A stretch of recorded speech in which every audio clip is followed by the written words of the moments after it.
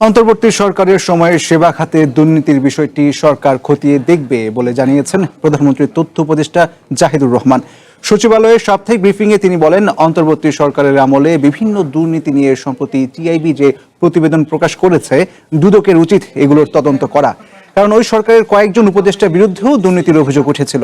সাংবাদিকদের প্রশ্নের জবাবে তথ্য উপদেষ্টা বলেন, দণ্ডপ্রাপ্ত সাবেক প্রধানমন্ত্রী শেখ হাসিনার বক্তব্য গণমাধ্যমে প্রচারে আদালতের নিষেধাজ্ঞা আছে, সে নিষেধাজ্ঞা অমান্য করে শেখ হাসিনার বক্তব্য প্রচার করা উচিত নয়।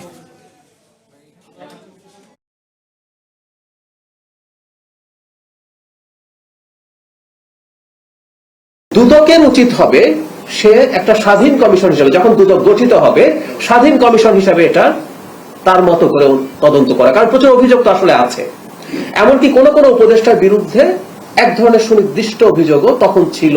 দুদক তখন কিছু কাজ করানোর চেষ্টা করেছিল, আমাদের মনে আছে, দু একজন উপদেষ্টার ব্যক্তিগত কর্মকর্তাদের বিরুদ্ধে ইত্যাদি ইত্যাদি। তো এই দায়িত্ব দুদকের।